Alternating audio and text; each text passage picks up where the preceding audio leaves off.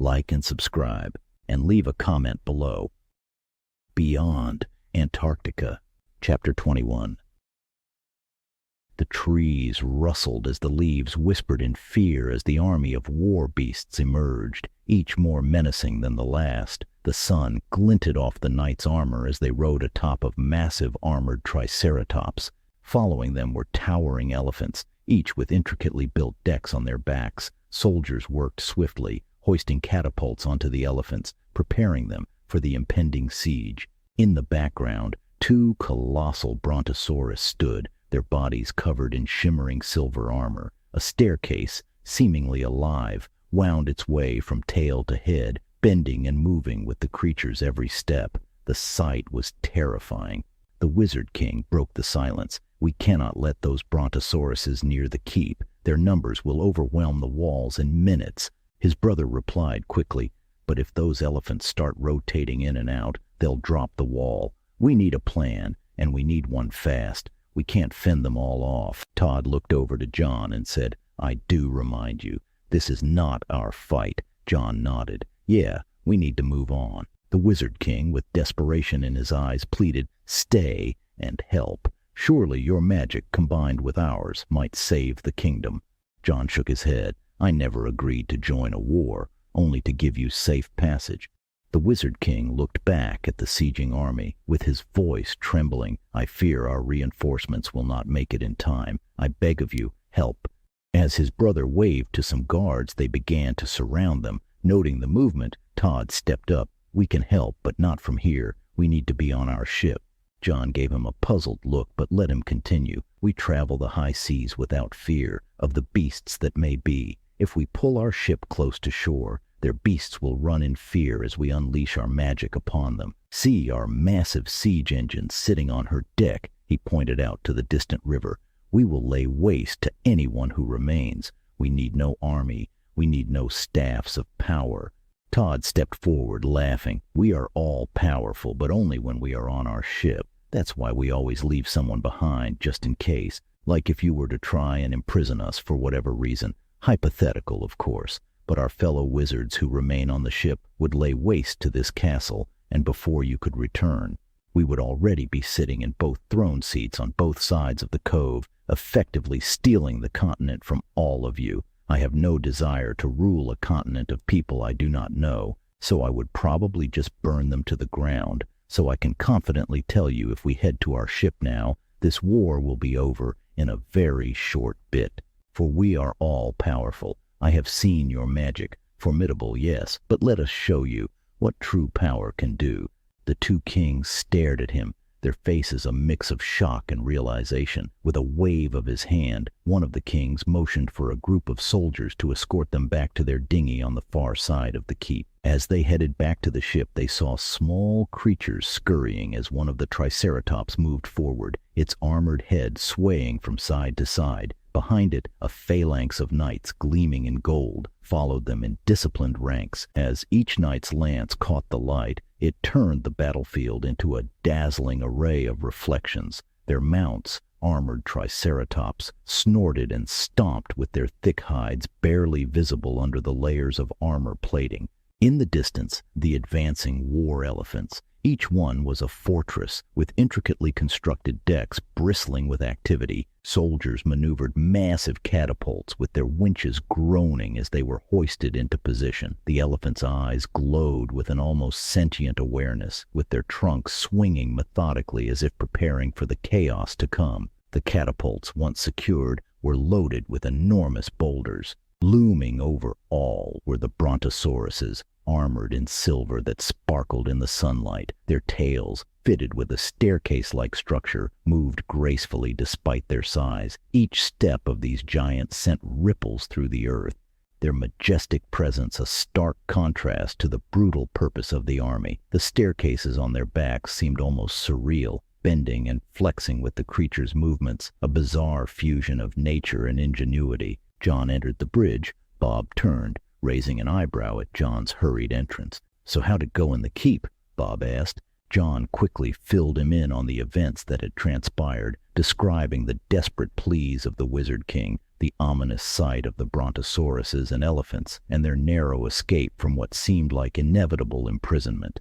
Bob listened intently, with his expression shifting from curiosity to concern. Bob grunted as he stood, moving to the window with a purposeful stride. He grabbed the binoculars with his curiosity piqued by the sounds of battle. "Let me get a look for myself," he muttered, setting down his cup of coffee with a clink. He then raised the binoculars to his eyes and adjusted the focus. Bob peered out the deck window, with his eyes widening at the spectacle unfolding before him. A medieval war on an epic scale, yet with fantastical creatures. He quickly called the others to witness the unfolding battle.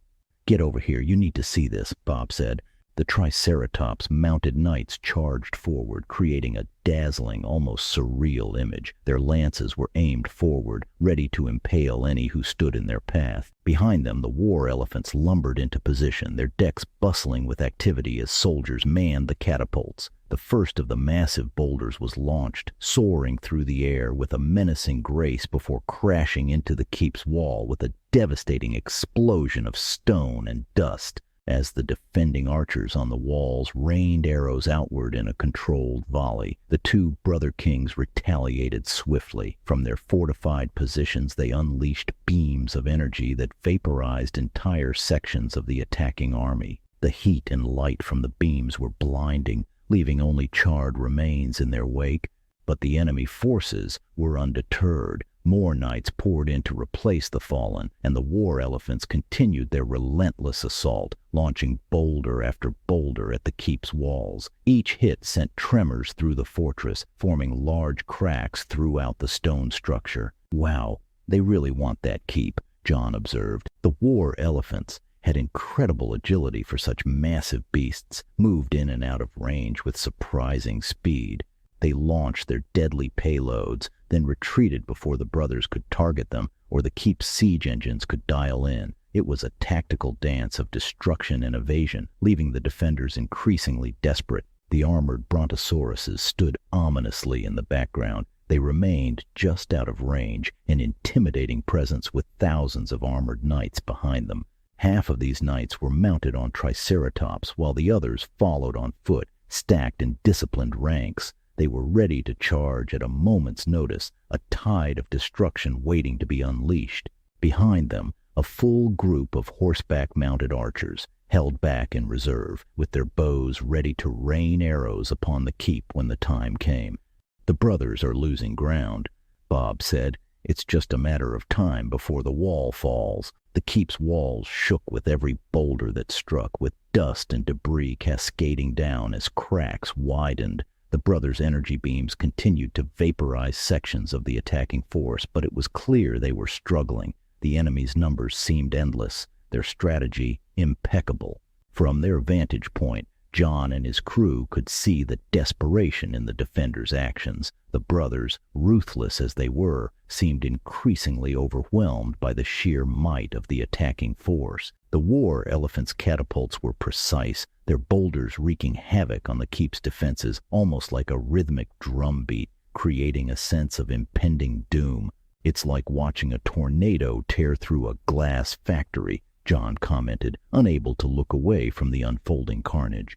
Bob nodded. "And those brontosauruses are just sitting there with their reserves. When they move in, it'll be over. They're just waiting for the right moment." Every hit on the wall sent shudders through the keep, and the defenders' retaliations seemed to have less and less impact. The brothers' forces were stretched thin, and their desperation was becoming evident. Bob suggested, "We could launch a couple of pieces of lumber covered in that goo across that battlefield with my trebuchets. We can easily outrange anything they have out there, sir. Scattering their war beasts, we could be the deciding factor, saving their kingdom or at least buying them some time for their reinforcements to show up."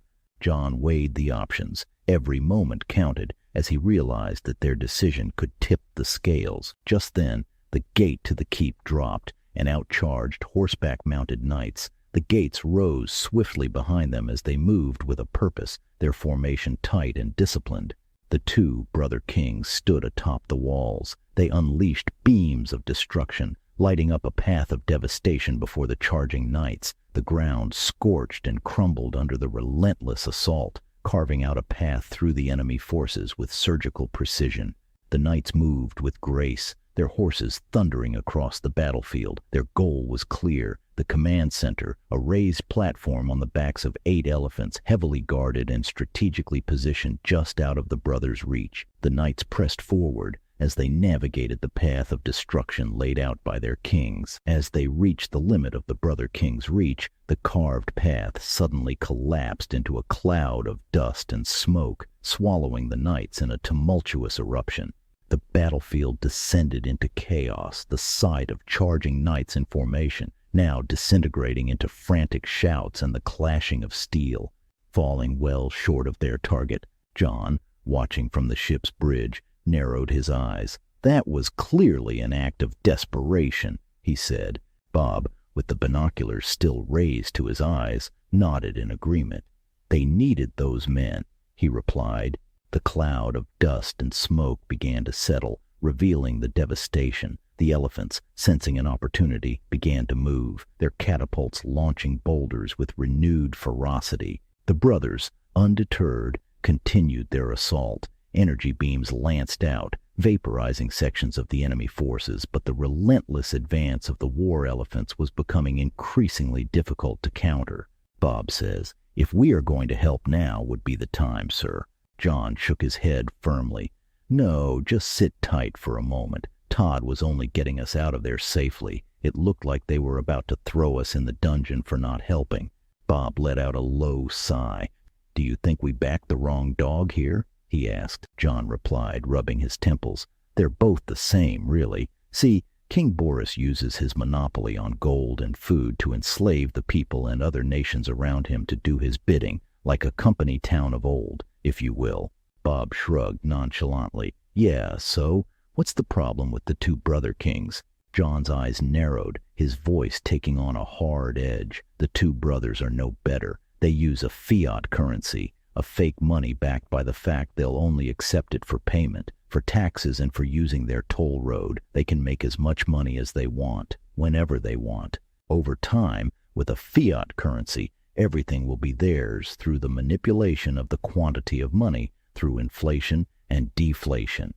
So, they're both slavers, traders, and manipulators, just doing it in 2 different ways. I'll have nothing to do with this war. We move on." Bob raised an eyebrow, a smirk playing on his lips. "Ooh, that'll piss off the so-called brothers of power." John grinned back with a glint of defiance in his eyes. "I have their local maps and enough red mercury to last us a decade or more. Turn the boat around, Bob. Let's see what tomorrow brings." As Bob set the course, the ship glided smoothly down the river, away from the looming conflict and into the embrace of the unknown. John leaned against the control panel, feeling the tension ease from his shoulders. He gazed out at the horizon, where the first hints of night were beginning to appear, painting the sky with hues of orange and red clouds. Todd entered the bridge with a look of satisfaction on his face. "I see we're finally moving. What's the plan, Captain?" John turned to him. "That's yet for fate to decide," he replied. Todd nodded with a smile breaking across his face. "That sounds like a plan I can get behind." This is not goodbye, nor the end. Until the story continues, my friends. B.N.Rocker.